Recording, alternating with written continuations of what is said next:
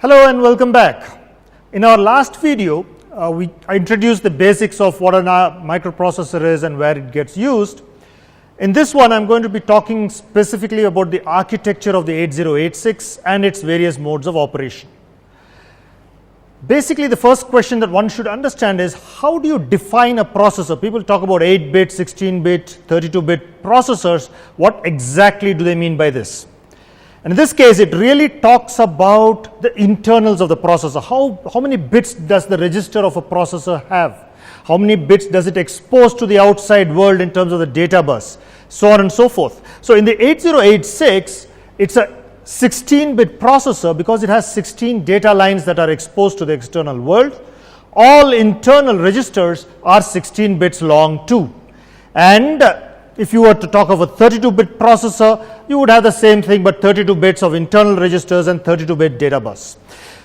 In the case of the 8086, while the data bus is itself 16 bits long, the address is 20 bits wide. And therefore, you can actually address up to 1 megabyte of RAM or ROM as you will. 2 to the power 20 is 1 megabyte. Let's now look at the insides of this processor. There are two major chunks to this, two groups of functions that this processor performs. One is called the execution unit and the other one is called the bus interface unit. The execution unit really executes everything that you will for the processor. So it consists of the arithmetic logic unit, which performs the arithmetic and the logical operations required of any program. It consists of a set of registers that are necessary. They call the general purpose registers, including the accumulator. The beauty of this particular design for the 8086 is that the registers can be addressed either as an 8-bit register or as a 16-bit register. In the case of the 8-bit register, you have AL or AH, that is the accumulator low or the accumulator high. And if you wanted to address this as a 16-bit register, you would call it AX.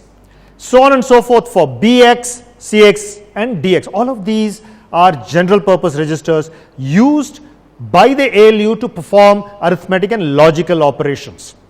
If you now move to the bus interface unit, you first have a set of segment registers. These segment registers are used to address memory space, either ROM or RAM or the IO space by the processor. And there is an address compute engine within this which converts the logical address that is held by the segment registers into a physical address that is exposed to the outside world. Interestingly, there is a set of internal memory, if you will, that holds what's called the instruction queue, and we'll talk about this a little later. This is the insides of the processor. All of this together access the outside world either through an address bus, the data bus or the IO ports. Let's look at the bus interface unit in a little more detail. All right? So it handles all the data and addresses required by the processor to access the external world. Typically bus instructions are fetching instructions, they're about reading or writing, so on and so forth. And the instructions are transferred to what's called the instruction queue. Now we spoke about this 6 locations of memory inside the processor, which is used for holding 6 consecutive instructions. Why is this required? Really, the reason is that the processor, the execution unit of the processor is much faster than the peripheral devices like memory, ROM or RAM. In the earlier days, the memory was almost as fast as the processor, but from the 8086 family onwards, the processor became much faster than the external peripheral devices. And therefore, what the architects of the processor did was to build a queue inside the processor which permitted you to store in advance specific instructions that would be executed in the future. This whole concept is called pipelining. What you're really doing is filling a pipe full of instructions that the execution unit can access on the fly. And as and when an instruction is executed, the pipe gets filled by from the external memory automatically. Now, why does this help? the processor, the primary reason is the execution unit is then able to perform at optimum speed. And only when you need to do a jump instruction of some kind or the other does the pipe have to be refreshed completely, otherwise it's a sequential flow of instructions in the main program.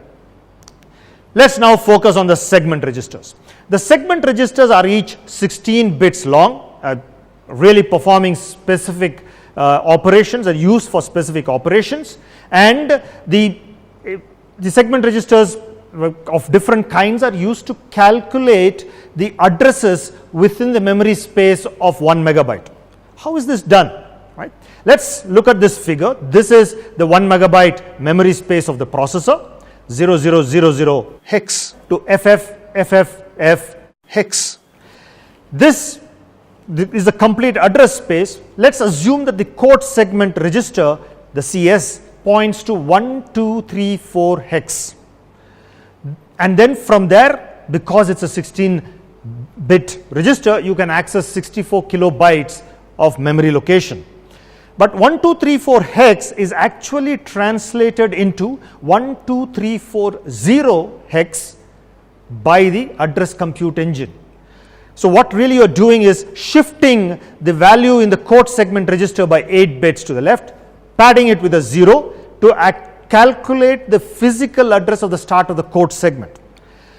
The instruction pointer in this example points to 5678 hex is then added to this shifted code segment value to get the final physical address location of 179B8 hex.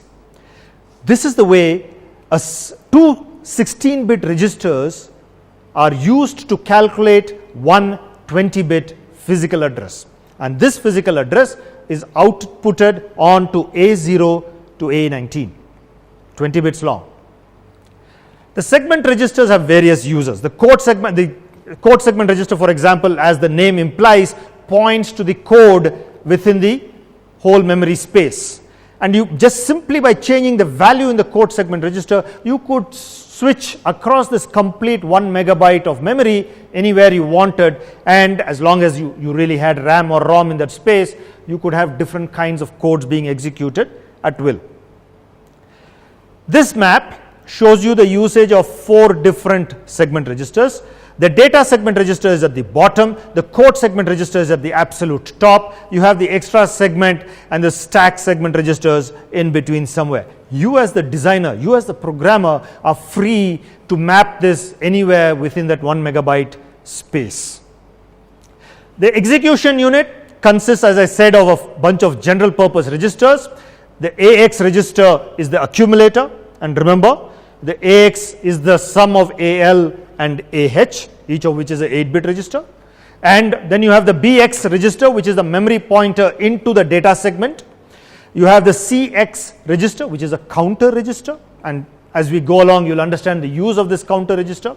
You then have the DX register, which is used specifically for divide and multiplication operations.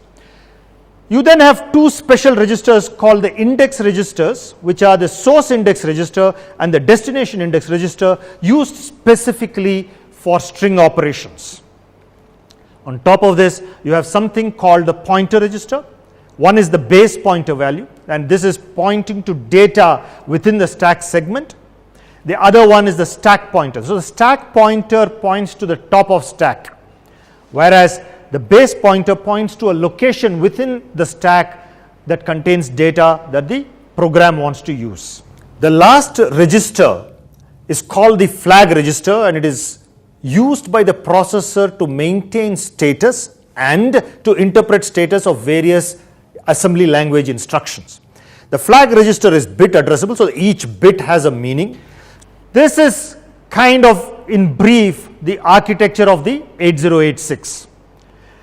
Let's look at the 2 modes of operation that the 8086 provides to you as a designer. It's called the minimum mode and the maximum mode. In the minimum mode, you cannot add any other co-processor to your design. It is called a single processor system. Whereas in the maximum mode, you are allowed to add additional co-processors like, for example, the 8087 arithmetic co-processor. In the minimum mode, the 8086 is responsible for generating all control signals on its own, and in the maximum mode you could use additional bus controllers to do this for you. In the minimum mode, you primarily use this in very simple applications, whereas in the maximum mode, where you have fairly complex applications, for example a personal computer that's based on the 8086, you would use the maximum mode. How do you decide whether the processor is acting in the minimum mode or the maximum mode? This is really defined by pin number 30 on the processor, and if you pulled pin number 30 high, that is to 5 volts, you enable the minimum mode. If you pulled it to ground, that is low, you enabled the maximum mode. Obviously, many of the pins have a common function across both modes, and by studying the pinout diagrams of the 8086, you will begin to appreciate what those pins are and where you would use them. So this brings us to the close of this section on the architecture of the 8086 and its modes of operation. In our next video, we are going to be looking at the example of how to read bus timing diagrams. What are bus timings, how to read them, and how to use them effectively when you are designing a system. Till then, I would urge you to read up a little bit more on the architecture of the 8086. Try and understand where you would use the minimum mode and the maximum mode. I have given you a few pointers. And of course, do read up on our next video, bus timing diagrams.